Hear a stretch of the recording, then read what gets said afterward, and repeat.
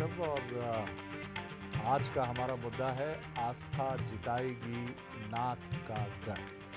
तो जैसा आप जानते हैं कि अमरवाड़ा यानी छिंदवाड़ा लोकसभा कॉन्स्टिट्यूंसी की एक सीट छिंदवाड़ा भारतीय जनता पार्टी जीत चुकी है, इसलिए मोरल हाई है उसका, और उसे पूरी उम्मीद है कि छिंदवाड़ा की तरह अमरवाड़ा पर भी वो कब्जा जमाए। लेकिन धर्म इस देश में एक बहुत ही गाइडिंग फोर्स है और यही वजह है कि कांग्रेस ने एक बड़ा दिलचस्प दांव खेला और धीरेन्द्र शाह जो कैंडिडेट हैं कांग्रेस के, वो आंचल कुंड से जुड़े हुए हैं। आंचल कुंड एक ऐसा आध्यात्मिक संगठन है जिसकी उस रीजन में आदिवासियों के बीच में बहुत गहरी मान्यता है और आंचल कुंड के मुख्य पुजारी के बेटे हैं धीरेन्द्र शाह। तो इनको उम्मीदवार बनाने से कांग्रेस की जीत की उम्मीदें परवान चढ़ने के दावे के साथ सामने आ रही हैं और कांग्रेस के प्रचार अभियान के सेंटर पॉइंट में भी आंचल कुंड दरबार है।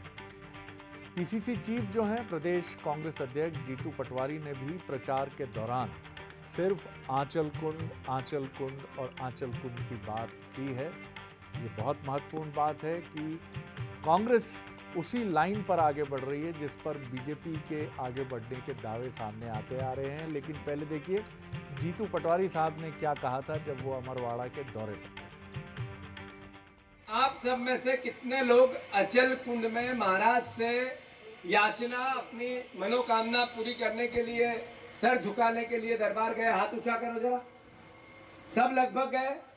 वहां हम जाते हैं अचल कुंड में महाराज जी के पास। महाराज को अपनी जो अपने मन में अपनी कामना होती है, किसी को बच्चा नहीं हो रहा है, किसी का कोई बीमार है, किसी की नौकरी नहीं लग रही है, घर में झगड़े हैं, कोई बेटी बीमार है, कोई बेटी का जवाई बीमार है, कहीं घर में खेती ढंग से नहीं हो तो गरीबी है, आर्थिक तंगी है, किसी न किसी प्रकार की जो मन में कामना होती है वो लेके जाते हैं। फिर हम बाबा के सामने वो प्रसाद रखते हैं, वो प्रसाद पूरी उठाते हैं, फिर आपको उसमें से नारियल और अगरबत्ती जो होती है वो वापस देते हैं और कहते हैं कुंड में विसर्जित कर दो। सही है कि गलत? वो कुछ रखते हैं उनके पास? जो आप लेके जाते हो कुछ रखते हैं क्या? जो आप लेके जाते हो सब आपको दे देते हैं और साथ में दुआ देते हैं, वो दुआ जिससे आपकी समस्या का समाधान होता है।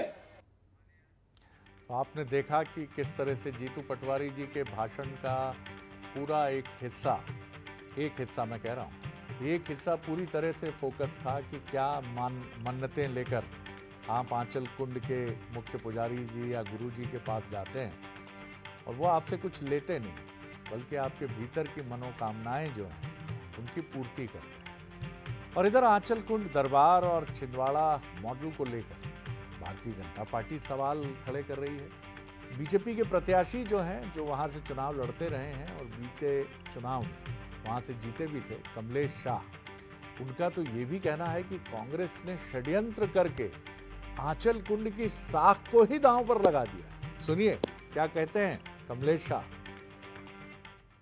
कांग्रेस पार्टी को कैंडिडेट तो मिला नहीं, तो उन्होंने एक अपने खुद के फायदे के लिए ये दांव लगाया है। और सही में अगर नियम से उस चयन करना था तो बहुत से वरिष्ठ नेता थे कांग्रेस पार्टी में, ऐसे लोगों को टिकट देना था जो राजनीति से जुड़े हैं और जो राजनीति के हर कार्यक्रमों में, पार्टी के कार्यक्रमों में सक्रिय रहते हैं, ऐसे लोगों को टिकट देना था। मगर अब ये कांग्रेस का मामला है। तो शेरों के बीच में, टाइगर्स के बीच में कमलेश शाह खड़े, इधर भी टाइगर इधर भी टाइगर। इसी पूरे मसले पर इससे पहले हम डिबेट की तरफ लौटें, जल्दी से स्थानीय पत्रकार हैं, वरिष्ठ पत्रकार हैं अशोक तिवारी, वो क्या कहते हैं वो भी सुनिए। पहले 79 में जब चुनाव हुए थे वो माननीय कमलनाथ जी आए, सुन रहे थे उस समय, और वो बड़े दादाजी जो थे वो उस समय जीवित थे। और जब उन्होंने तपस्या करती देखी वहाँ पर, दोपहर में पहुँचे थे, पूरा मतलब कार से पहुँचे थे, और उस समय उन्होंने जो चमत्कार देखा, उसके बाद से हर इलेक्शन की शुरुआत उन्होंने वहाँ से की है। और दादा दरबार जी का जो महत्व है उसको उन्होंने समझा, और आज उन्होंने कभी प्रचार प्रसार नहीं किया।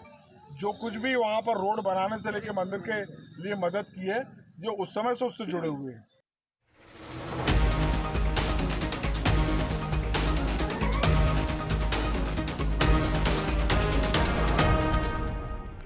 चलिए तो आस्था जिताएगी गढ़ और क्या दादा का दरबार आंचल कुंड बेड़ा पार लगाएगा कांग्रेस का कई बड़े सवाल। बंसल न्यूज के सुलगते सवाल क्या कहते हैं वो सुनिए। क्या आस्था के सहारे नाथ का गढ़ अमरवाड़ा जीतना चाहती है कांग्रेस? दूसरा सवाल, क्या कांग्रेस का धार्मिक कार्ड बीजेपी के लिए मुसीबत खड़ी करेगा? और तीसरा सवाल, क्या आंचल कुंड दरबार के नाम पर कांग्रेस जीजीपी यानी गोंडवाना गणतंत्र पार्टी के वोट काट पाएगी? ये तीन सवाल। और जो हैं आज के मेहमान उनसे मुलाकात करिए। रवि सक्सेना जी हैं, सीनियर लीडर प्रवक्ता कांग्रेस के, अभी अभी यात्रा से भूटान की लौटे हैं, बहुत स्वागत उनका।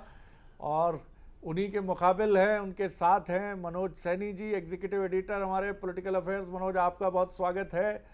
और साथ ही भारतीय जनता पार्टी के सीनियर लीडर पूर्व विधायक यशपाल सिंह सिसोदिया जी हमारे साथ हैं, उनका भी बहुत स्वागत। मनोज, पहली टिप्पणी आपकी, फिर हम आगे बढ़ते हैं। क्या कहेंगे पूरे मामले पर? क्या आंचल कुंड बेड़ा पार लगाएगा? देखिए, आंचल कुंड तो स्थानीय ऐसा शरद जी किसी का तो बेड़ा पार लगाएगा ही। वहाँ तो दोनों दल के लोग जाते हैं, चाहे भारतीय जनता पार्टी और कांग्रेस। और मुझे तो याद है कि अमित शाह भी वहाँ पहुंचे थे, तो दोनों की आस्था का केंद्र है। लेकिन जहाँ आस्था आ जाती है वहाँ समीकरण बनने और बिगड़ने लगते हैं, चर्चाएं भी कुछ अलग तरह से होने लगती है। और ये वैसा ही आंचल कुंड है, जनजातीय क्षेत्र का आंचल कुंड है, जहाँ धूनी वाले दादा 300 वर्षों पुराना है, जहाँ आज भी धूनी जल रही है। और चौथे पीढ़ी के रूप में काम कर रहे हैं जो धीरन शाह है वो खुद। तो समझ आता है कि लोग उसी आस्था उसी के साथ। और आप तस्वीरों में देख रहे होंगे कि जहाँ से वो गुजर रहे थे, लोग उनके चरणों को छूना चाहते हैं। वोट जब लेने जाते हैं तो उल्टा होता है कि आप मतदाता के पास जाएंगे तो मतदाता के पैर छू लीजिए, लेकिन वो जहाँ भी पहुँच रहे हैं लोग उनसे आशीर्वाद लेना चाहते हैं। लेकिन क्या जनता उस रूप में आशीर्वाद देगी? शायद यही चिंता भारतीय जनता पार्टी के भीतर भी हो गई होगी। मेरी जानकारी के अनुसार कुछ चिंताएं बढ़ी है धीरन शाह के आने के बाद। पर इतना जरूर है कि जनजाति का जो वोट है, जिसे जीजीपी के नाम से हम कहते हैं, गोंडवाना गणतंत्र का, वो भी अब उतना असर नहीं करेगा जितना आंचल कुंड के आने के बाद।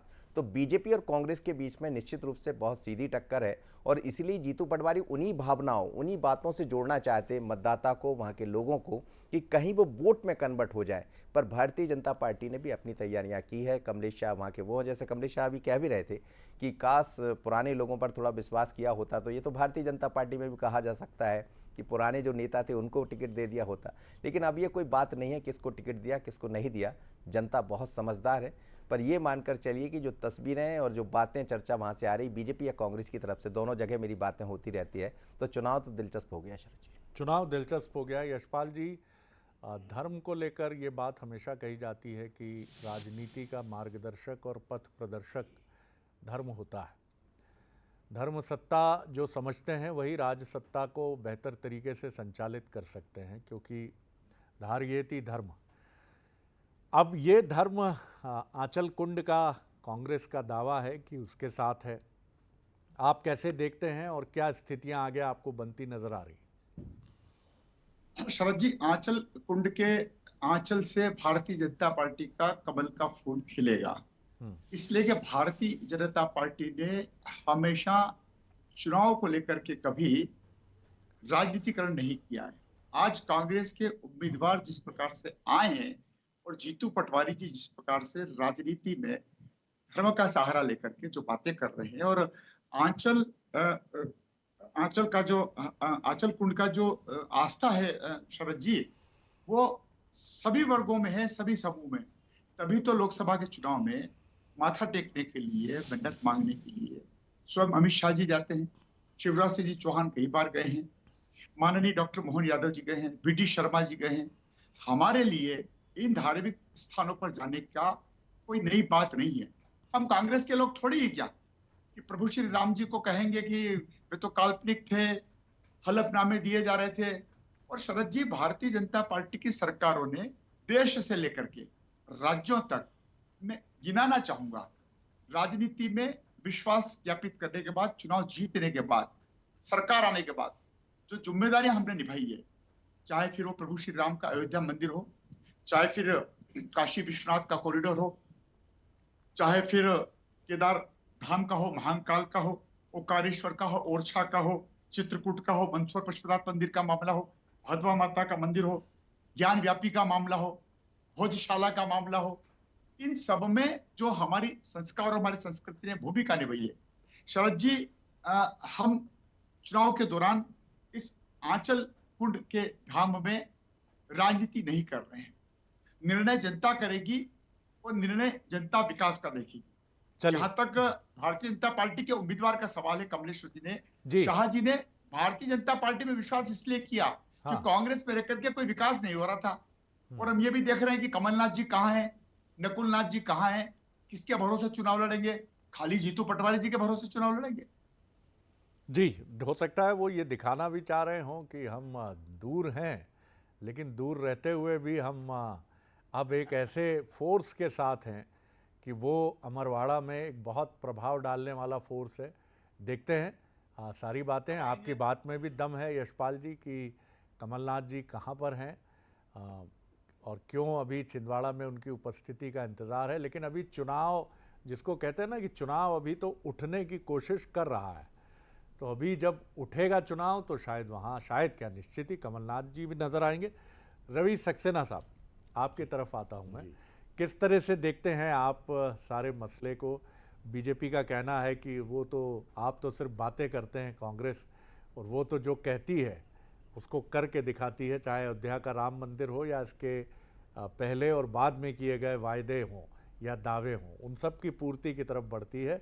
तो लब्बे लुआब यही है कि आंचल कुंड के सारे आपकी नैया, यानी कांग्रेस की नैया पार नहीं हो सकती।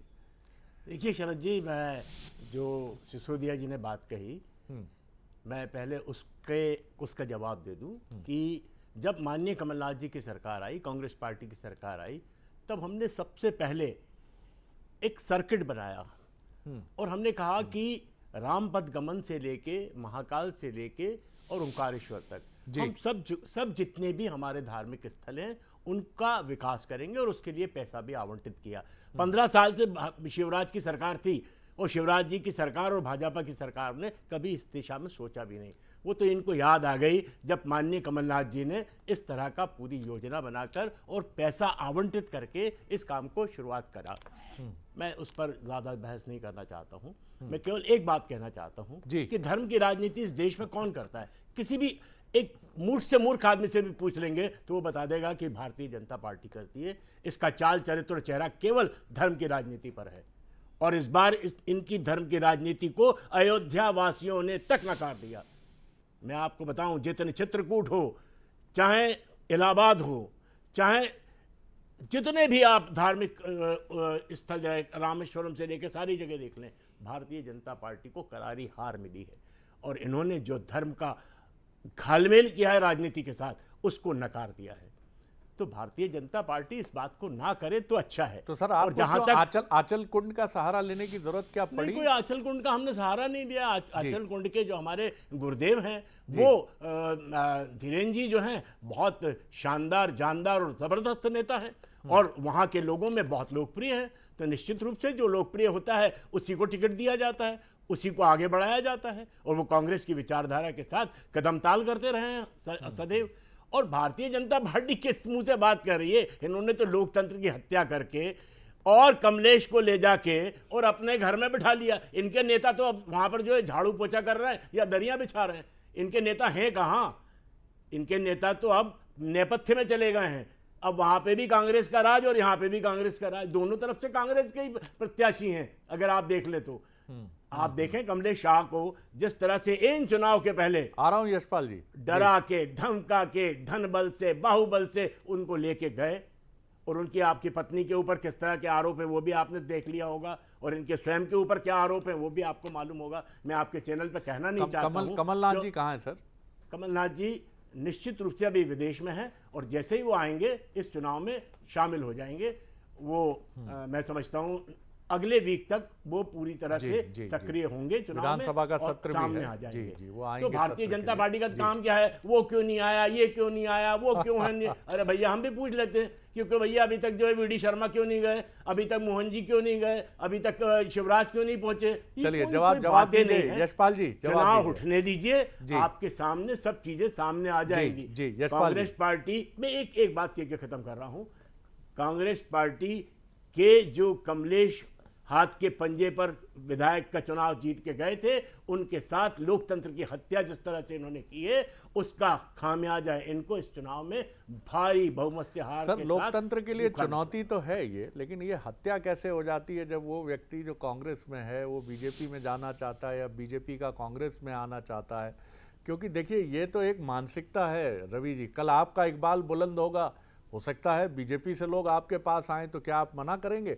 ये राजनीति की एक रणनीति है। बहरहाल इस पर कभी और डिबेट कर लेंगे। यशपाल जी आप क्या उत्तर देंगे? जी मैं कहना चाह रहा था शरद जी, आदरणीय रवि सक्सेना जी ने कहा कि दरी उठाने वाले, हाँ भारतीय जनता पार्टी के कार्यकर्ता दरी उठाने वाले ही होते हैं, तभी तो पोस्टर चिपकाने वाले राष्ट्रीय अध्यक्ष होते हैं। पैराशूट से थोड़ी उतरते हैं हम लोग, पैराशूट से नहीं उतरते हैं। और कमलेश्वर शाह का स्पष्ट कहना था रवि जी, इसीलिए तो मैं कह रहा हूँ, अब कांग्रेसीों का अब कांग्रेसीकरण हो गया है आपकी पार्टी का। अब कांग्रेस मुक्त करते करते आपकी पार्टी कांग्रेस मुक्त हो गई है। अब तो यशपाल सिसोदिया जैसे लोग जो है वो नेपथ्य में धकेल दिए गए। अब आप पूर्व विधायक हो चुके हैं, आपका तो टिकट काट दिया। आप तो समझ जाइए, और वहां पर कांग्रेस पार्टी के लोगों को बता दिया गया है। रवि जी आप बहुत सीनियर राजनेता है, हैं। आप बहुत सीनियर हैं, हम आपकी पूरी बात सुनते हैं। इस छोटे भाई की बोलिए बात तो बोलिए सुन लें। बोलिए यशपाल जी, आपको बोलिए चुपती तो नाराज काय को होते हो आप? मेरा कहना नाराज ये है नहीं हो शरद रहे, हम जी, तो आपको आईना दिखा शरद जी, रहे हैं हुजूर आली। हम तो आईना हम तो दिखे आपको हुए हैं। आईना दिखा रहे हैं। उन्होंने आपको भाई बड़ा भाई बोल दिया सर, अब तो उनतीस सुनना ही पड़ेगा आपको। जी 29 जी में से 29 उनका जीते बहुत रवि भाई, सम्मान 29 करता में से 29 जीते हैं।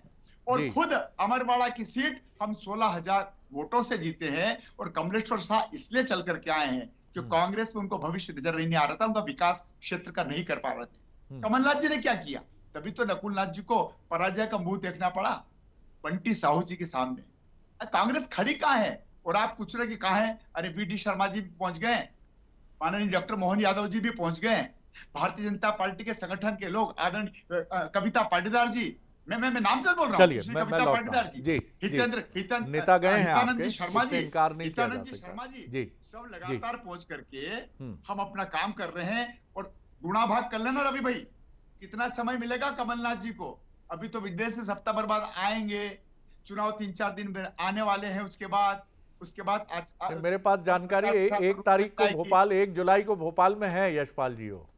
अरे 1 जुलाई को है सर, तो अभी जी। कहाँ है? हम तो 4 दिन है सर, 4 दिन है। आपको क्यों इतनी तकलीफ है? कमलनाथ जी कहाँ है? कमलनाथ जी कहाँ है? मैं पूछ रहा हूँ ना, इसलिए अमित शाह तकलीफ है, कहाँ है? अमित शाह कहाँ तकलीफ है? है, ये कोई बात होती इसलिए है क्या? तकलीफ है, अरे आप अपना इसलिए चुनाव लड़िए, तकलीफ है, हमको अपना लड़ने इसलिए दीजिए। तकलीफ है, हमारे नेता इसलिए आएंगे तकलीफ समय है पर, कि और समय पे कांग्रेस आके की- काम करेंगे। कांग्रेस भारतीय की जनता राजनीति पार्टी को इतनी फिक्र क्यों रहती है उठी कि ताकि वो कमलनाथ जी धकेलती कहाँ है, है। नकुलनाथ जी ये कहाँ है, वो अनुपस्थितियां, कहाँ है, ये ये कहाँ है? अनुपस्थितियां, अरे आपकी ये पार्टी कहाँ है? ये तो बता दो। अरे ये आपके अनुपस्थितियां नेता कहाँ है? उनको चलिए उनका चलिए बता चलिए दीजिए। चलिए रवि चलिए सक्सेना जी, ये अनुपस्थितियां क्वेश्चन मार्क लगाती है आपकी चलिए। खुद की राजनीति है। अरे ये अंतर- सिसोदिया चलिए, जी, चलिए, सिसोदिया जी, चलिए। क्या हालात हो गए हैं? ये कोई आपकी चुनाव यही नहीं तो है, बात ये समझ कोई में नहीं चुनाव आती लेकिन नहीं है। इस है। पर मुझे एक इस तरह से यशपाल चुनाव जी, नहीं होते हैं। यशपाल जी और रवि जी, मुझे याद आ गया वो बड़ी चर्चित फिल्म थी राकेश रोशन साहब की, मेरे करण अर्जुन आएंगे। तो कमलनाथ जी आएंगे क्यों और नहीं आएंगे? देखते हैं कि क्या क्या क्या बदलते हैं आंचल। दाखिला करने में क्यों नहीं आए रवि भाई? नामांकन दाखिला करने में क्यों नहीं आए? क्या बोला? क्या क्या फिर से दोहराइए एक बार? नामांकन दाखिल करने के बाद हाँ कहाँ है? अरे भाई मैं आपसे पूछ रहा हूँ कि आपके सारे नेता पहुंच गए थे चलिए अब नामांकन इस पे दाखिल ना कराने अटके के हम, लिए? इस पे ना मनोज जी, गए मनोज जी, थे, उमंग मनोज जी, सरकार गए मैं थे। आ रहा हूँ आप रवि दोनों भाई, की तरफ वो आ रहा हूँ। दोनों ही हमारी अरे पार्टी रवि के जी, जो है रवि जी, आज की से डेट में निकाल दो। फेस हैं। मनोज जी ये ये बताइए, प्रदेश अध्यक्ष हैं और एक अयोध्या में नेता जीते हैं। प्रतिपक्ष बीजेपी हैं। के अंदर खाने आप ये में बातें करके आंचल कुंड को लेकर क्या अपना मुंह क्या मत छुपाइए। क्या मैसेजिंग है, किस तरह से आप लोग बीजेपी? लोकतंत्र के रवि जी हथियार रवि जी हैं, रवि जी बात मैं ये है। लौटता हूँ। बहुत महत्वपूर्ण सवाल है मेरा मनोज। अंदर बीजेपी के अंदर खाने में आंचल कुंड से जुड़ने के बाद अमरवाड़ा के क्या चर्चा है, किस तरह से वी.डी. शर्मा जी और डॉक्टर मोहन यादव आगे की रणनीति तय कर रहे हैं? क्योंकि बात सही है, अभी तो कमलनाथ जी की भी एंट्री होनी है अमरवाड़ा के चुनावी परिदृश्य में, और उनकी एंट्री होने के बाद और देखा जाएगा, क्योंकि 1 तारीख को वो भोपाल में है और सत्र के दौरान उनका एक ना एक दौरा अमरवाड़ा का ज़रूर होगा। जी देखिए 2 तारीख के कहा जा रहा है कि शायद वो जा सकते हैं छिंदवाड़ा। अब छिंदवाड़ा जाएंगे और अमरवाड़ा जाएंगे या नहीं ये तो बाद में बताएगा, लेकिन छिंदवाड़ा या अमरवाड़ा या उसमें आने वाली जितनी भी सीटें शरद जी, कमलनाथ के बिना तो निश्चित रूप से उम्मीदें एक अलग तरह से चली जाती है तो वो तो सवाल खड़ा होगा। जहां तक बात भारतीय जनता पार्टी की कर रहे हैं तो आंचल कुंड से प्रत्याशी आने के बाद बीजेपी इस रणनीति को समझ रही है और इसीलिए जनजाति पर बड़ा फोकस किया। जितने भी लोग हैं, चाहे विजय शाह की बात करें या फिर हम जो अभी चौहान जीत कर आए, नागर सिंह चौहान वन मंत्री है, संपत्ति आयोग को वहाँ का प्रभारी बनाते हैं, तो जितने भी जनजाति के नेता हैं उन सबको अलग अलग जिम्मेदारी सौंपती ताकि एक एक पॉकेट को वो पकड़ सके। और बीजेपी को आप भी जानते हैं कि वो बूथ पर काम करती है, पॉकेट पर काम करती है, लेकिन कई बार फिर मैं कहना चाहूँगा कि जब आस्था हावी हो जाती है तो कुछ समीकरण चिंता भी बढ़ाते हैं। तो मुझे लगता है बीजेपी के भीतर भी इस बात की चर्चा है, पर आने वाले 2-3 दिनों में तमाम वरिष्ठ नेता वहाँ पहुँचने वाले हैं। इस बीच में फिर मानसून सत्र भी है, लेकिन उससे पहले आपको बीच में आपने एक बड़ी दिलचस्प बात कही थी, क्या जीजीपी को अब वहाँ एक ताकत जैसा हम पहले मान रहे थे अब नहीं मान सकते आंचल कुंड के उदय के बाद? बिल्कुल निश्चित रूप से। देखिए जीजीपी जहां भी तीसरा कोई धड़ा होता है, जैसे हम चंबल ग्वालियर में देखते, बसपा आने के बाद उसका लाभ बीजेपी को मिल जाता। यहाँ भी जीजीपी 2018 में ऐसा हुआ एक बार कि थोड़ा सा लाभ मिला, लेकिन हालांकि वहां से कांग्रेस चुनाव जीत गई थी। इस बार भी वैसे ही कुछ था, लेकिन निश्चित रूप से आंचल कुंड के आने के बाद क्योंकि आस्था के कारण वहाँ दूसरे लोग जीजीपी के भी जुड़े हैं, कांग्रेस के भी जुड़े हैं और बीजेपी के भी जुड़े हैं, तो ये कुछ समीकरण को थोड़ा बिगाड़ता है। पर दोनों दलों की तैयारियां हैं और फिर मैं तो यही कहूंगा कि चुनाव तो चुनाव होते हैं और जनता दोनों को जानती है। चलिए, तो कुल मिलाकर ये बेहिचक कहा जा सकता है कि लड़ाई दिलचस्प है और ये फिर पोलराइज्ड है कांग्रेस और बीजेपी के बीच में। आप तीनों मेहमानों का बहुत बहुत शुक्रिया। तो ये तय मानिए कि अगर हम बात करेंगे छिंदवाड़ा की अमरवाड़ा सीट की, तो ये बात बेहिचक कही जा सकती है कि टक्कर वहाँ दिलचस्प है, क्योंकि धर्म का एक एंगल इस पूरे मुकाबले को बहुत रोचक बना रहा है। आगे देखिए छत्तीसगढ़ आज का मुद्दा, साय साय सुशासन। नमस्कार।